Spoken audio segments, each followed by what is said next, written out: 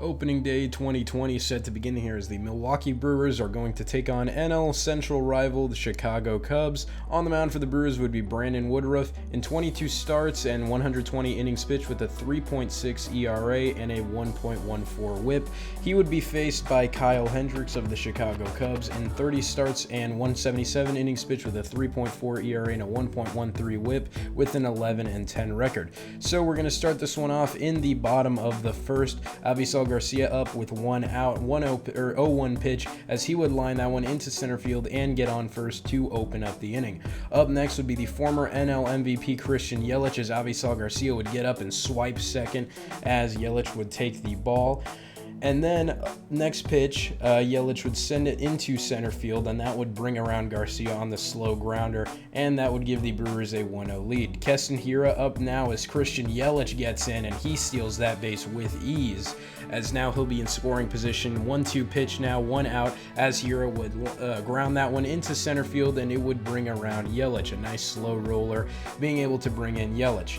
Now, top of the fourth, 0-2 pitch from Brandon Woodruff as he would get Wilson Contreras swinging at that one, be 1 out. Anthony Rizzo up next now, and Rizzo would take that thing and line it over the right field bullpen, as that would be Rizzo's first home run of the season, as the Cubs would get on the board and cut this Brewers lead in half. Kyle Schwarber up next for the Cubs, 1 out on the 0-2 pitch as he would ground it into left field all the way to that left field scoreboard. He would get in with a pretty easy 1-out double.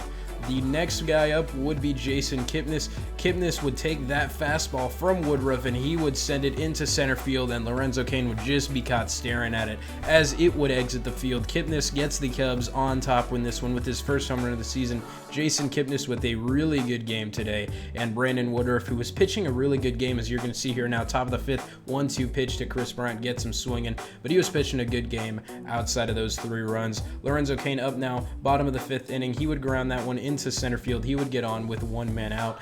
And then Avisal Garcia up next. Garcia would take that curve and he would line it into left field. It would be 2 men on with only 1 out for Christian Yelich, and then they would move up each one base off of a wild pitch as Yelich would send that thing into center field, and it would score both of them to get the Brewers back on top 4-3. Alex Claudio in the game now to pitch the top of the 7th inning. The second man he would face, would be Jason Kipnis, as that slider just hangs over the top part of the plate. Kipnis sends that into left center field over the wall. It would be his second home run of the game and the season. A really, really great game, as we said earlier, for Jason Kipnis. He shows up in clutch time for the Cubs when they need him most to tie this one up at 4. Corey Knebel would then come in to pitch the top of the 8th inning last year with a 3.5 ERA in 55 innings pitched, and just get a good load of this inning. This inning, he just goes crazy. 1-2 pitch, Chris Bryant gets him swinging at that fastball. Next man up is going to be Wilson Contreras. 1-2 count once again, and he gets him swinging at that 98-mile-an-hour fastball as well. 2 down now in the inning for Anthony Rizzo. Rizzo homered in this one, however, there he gets caught on the knuckle curve. That would be a 13-pitch inning to get Knebel out of the game. Really good inning. Now, bottom of the 8th, Christian Yelich up now. He would send that one against the shift into left field. He would get in with a pretty easy 1-out double. Keston Hiura up now. He would ground that one past the first baseman, as that one would get into right field and score Yelich, so the Brewers take the lead in this one. That would mean Josh Hader would then come in the top of the 9th, 75 innings pitched with a 2.6 ERA last season. He would be on task with closing this one out. Kyle Schwarber up now. Schwarber sends that one against the shift again back into left field, as that one would get down in almost the exact same spot off that scoreboard. A pretty easy leadoff double for Schwarber. Next man up would be Happ. Happ would be caught looking at that 2-seam fastball from Hader. That would be 1 out. And then Jason Kipnis, the former star in the 7th inning, he gets caught swinging on that fastball. And then David Bott would be brought in as a pinch hitter for the pitcher. He would try to get something going. However, he would get caught swinging on that fastball. And that would be it for the opening day game, as the Milwaukee Brewers come out and get the win over the Chicago Cubs. This was a really good game, though we did let up a couple more home runs than I would have liked to Kipnis and Rizzo.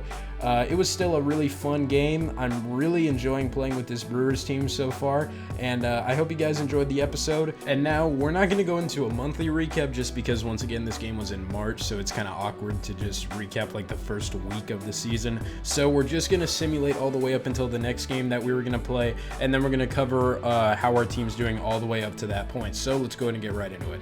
So to start the year, we opened up in March going 4-1 against the Cubs, and and the Cardinals. We've had a very good 13-6 start, a lot of green, and I think it's because of Christian Yelich and Avisal Garcia putting up some glitchy numbers. Yelich leads the league in home runs so far. Garcia comes in at number 2.